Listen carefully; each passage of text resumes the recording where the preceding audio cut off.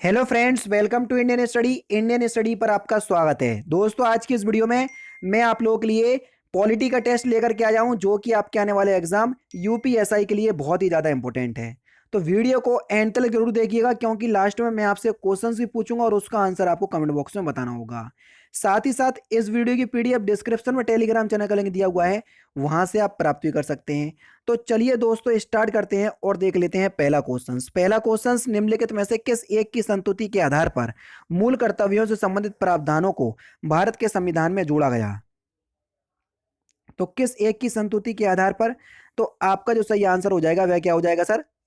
सरदार स्वर्ण सिंह समिति की सिफारिश पर 42वें संविधान संशोधन के द्वारा 1976 में जो है वो मौलिक कर्तव्यों को जोड़ा गया था। ठीक है।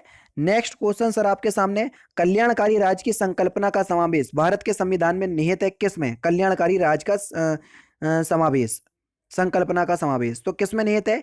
तो आपका जो सही आंसर हो जाएगा वह क्या क्या हो जाएगा सर? राज्य के नीति निधक सिद्धांतों में। तो यहाँ पर आपका पहला ही ऑप्शन बिल्कुल करेक्ट हो जाएगा। क्या सर?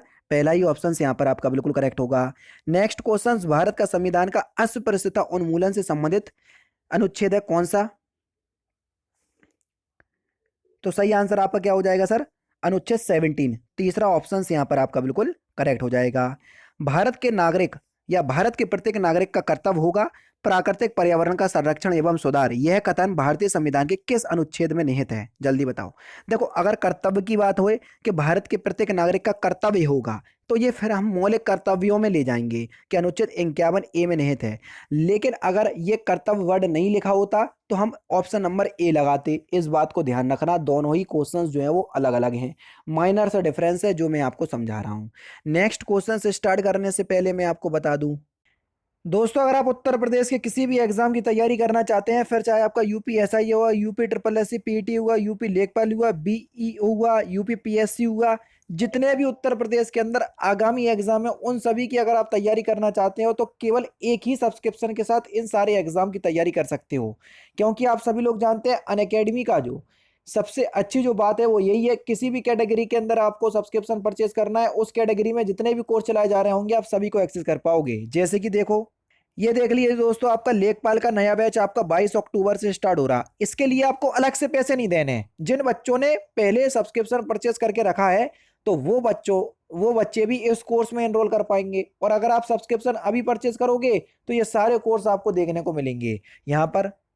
20 अक्टूबर से आपका यूपीपीएससी अगर 2022 को टारगेट मान करके तैयारी कर रहे हैं तो 20 अक्टूबर से ये वाला बैच स्टार्ट हो रहा है, इसमें भी आप एनरोल कर सकते हो। हर कोर्स के लिए आपको अलग से पैसे नहीं देने, एक बार आपने पैसे दे दिए आपका काम खत्म। आपका काम केवल और केवल स्टडी करने का, पढ़ाई करने का रह गया, बाकी सारे काम आपके अनअकैडमी के हैं। सारे कोर्सेज के लिए आपको केवल एक ही बार पे करना है, उसके बाद आपको केवल और केवल तैयारी करना है। तो इससे अच्छा मौका आपको कहीं और नहीं मिलेगा और ना इन फ्यूचर मिल पाएगा। तो इसलिए मैं आपसे कह रहा हूं कि अगर आप सब्सक्रिप्शन परचेस करने की सोच रहे थे तो अभी परचेस कर लो, डिस्क्रिप्शन में लिंक दिया हुआ है। लेकिन परचेस करने के दौरान रेफरल कोड जो कि डिस्क्रिप्शन में लिखा हुआ है, इंडियन स्टडी अप्लाई कीजिएगा तो आपको इंस्टेंट 10% का डिस्काउंट भी प्राप्त हो जाएगा। अब देख लेते हैं नेक्स्ट क्वेश्चन। नेक्स्ट क्वेश्चन आपके सामने, निम्नलिखित में से भारत में मौलिक कर्तव्य कौन सा है? आराम से देखो और बताना है कौन सा मौलिक कर्तव्य है। हमारी मिलीजुली संस्कृति की समृद्ध विरासत को सुरक्षित करना एवं महत्व प्रदान करना, यह हमारा एक मौलिक कर्तव्य है। दूसरा ऑप्शन करेक्ट। किसने कहा था राष्ट्र का नीति निर्देशक तत्व एक ऐसा चेक है जिसे सुविधा पूर्वक भुनाया जा सकता है? यह कथन किसका है? इंपॉर्टेंट क्वेश्चन है सर। ये जो कथन है ना, ये केटी साहा का है। तीसरा ऑप्शन करेक्ट। समान नागरिक संहिता किस राज्य में लागू है? जल्दी बताइए। समान नागरिक संहिता, तो सही आंसर हो जाएगा आपका गोवा में। और समान नागरिक संहिता का वर्णन अनुच्छेद 44 में है, ये भी ध्यान रखना। नागरिकों के लिए समान सिविल संहिता किस अनुच्छेद में निहित है? अब देखो, जो बताया वही आ गया। मुझे क्या पता था कि अगला क्वेश्चन सही है। अनुच्छेद 44 में। पहला ही ऑप्शन यहाँ पर आपका बिल्कुल क्या होगा सर? करेक्ट हो जाएगा। नेक्स्ट क्वेश्चन सर आपके सामने देख लीजिए, किसकी अनुशंसा पर भारतीय संविधान में मूल कर्तव्यों को जोड़ा गया? किसकी अनुशंसा पर? तो सही आंसर हो जाएगा सर सरदार स्वर्ण सिंह समिति की अनुशंसा पर या सरदार स्वर्ण सिंह समिति की सिफारिश पर। दूसरा ऑप्शन से यहाँ पर आपका बिल्कुल करेक्ट होगा। मूल संविधान के कौन से भाग में राज लोक कल्याण की संकल्पना सम्मिलित है? तो सही आंसर आपका क्या हो जाएगा सर? राज्य के नीति निदेशक तत्वों में। चौथा ऑप्शन यहाँ पर आपका बिल्कुल क्या होगा सर, करेक्ट होगा। नेक्स्ट क्वेश्चन, भारतीय संविधान में नीति निदेशक तत्वों का समावेशन का उद्देश्य है, उनका उद्देश्य क्या है? तो नीति निदेशक तत्वों का उद्देश्य क्या है?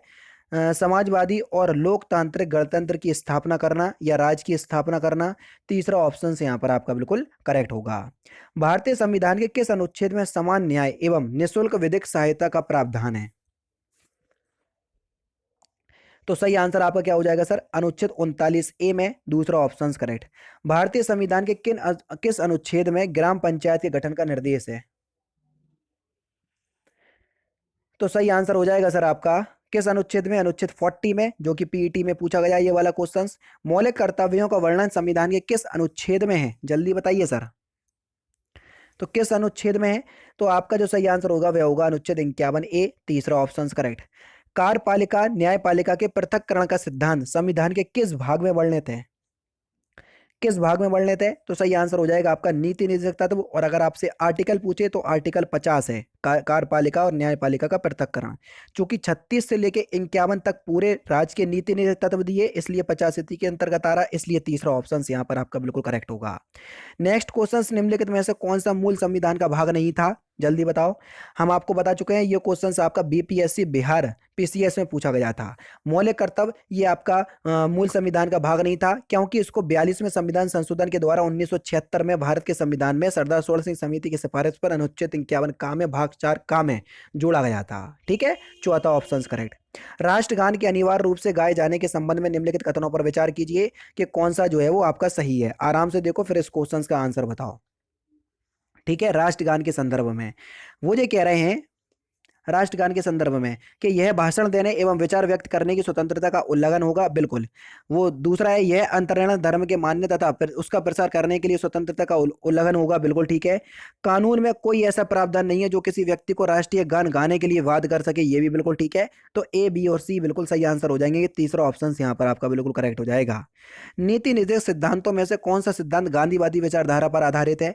हालांकि जो नीति निर्देश तत्व है वो गांधीवादी, उदारवादी और समाजवादी विचारधारा पर आधारित है, यानी कि नेहरू और गांधी जी की जो विचारधारा थी उससे संबंधित या उससे प्रेरित है। तो कौन से नीति निर्देश तत्व जो है वो गांधीवादी विचारधारा से आधारित है, ये आपसे पूछा है। ग्राम पंचायतों का गठन, बिल्कुल ठीक, ये गांधीवादी विचारधारा पर आधारित है। 14 वर्ष से सभी कम के अनिवार्य शिक्षा का प्रावधान, ये है तो नीति निर्देश तत्वों में, सॉरी मूल अधिकार में है, ये तो नीति तत्वों में है ही नहीं है, तो ये तो वैसे हट जाएगा।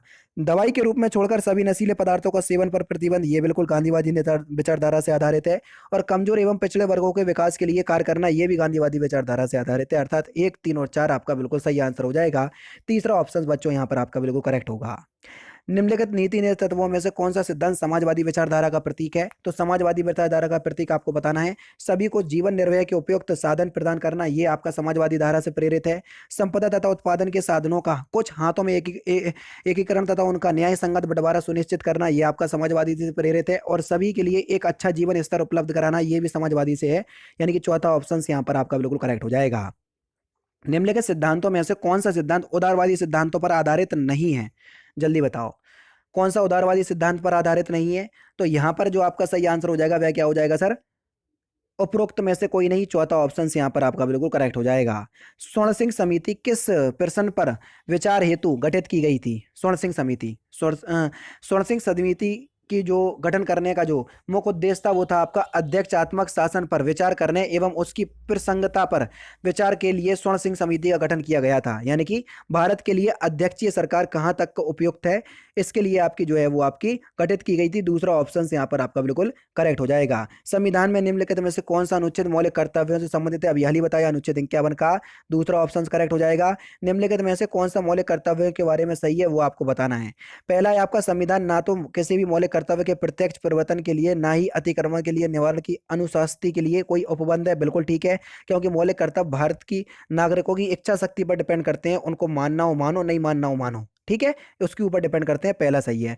कर्तव्य किसी नागरिक के लिए अबाधकार है, बिल्कुल ठीक है, ये अबाधकार है, इनके ये बाध्यकारी नहीं है, यानी कि उनका उल्लंघन होगा तो आप न्यायालय नहीं जा सकते, तो ये भी आपका बिल्कुल सही है।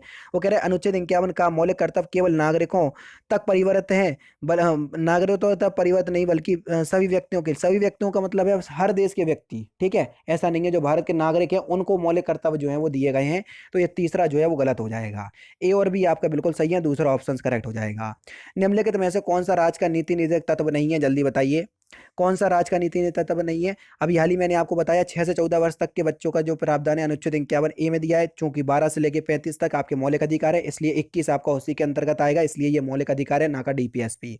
ठीक है, लास्ट क्वेश्चन सिर्फ आपके सामने, निम्नलिखित में से कौन सा राज्य का नीति निर्देशक सिद्धांत नहीं है, तो इस क्वेश्चन का आंसर आप मुझे कमेंट बॉक्स में बताएंगे। तो दोस्तों ये थे आपके 25 पॉलिटी के इंपॉर्टेंट क्वेश्चंस जो कि मैंने आज की इस वीडियो में आपको कंप्लीट करवा दिए। वीडियो अगर आपको अच्छी लगी हो तो प्लीज दोस्तों वीडियो को लाइक और शेयर जरूर कर दीजिएगा। तो दोस्तों फिलहाल की वीडियो में सिर्फ इतना ही। अगर आपको वीडियो पसंद आए तो प्लीज दोस्तों वीडियो को लाइक कीजिए, शेयर कीजिए और साथ ही साथ हमारे चैनल को सब्सक्राइब करना ना भूलें, क्योंकि मैं रोजाना इसी तरह की वीडियोस आप लोगों के लिए लाता रहता हूं। नमस्कार दोस्तों, जय हिंद, जय भारत।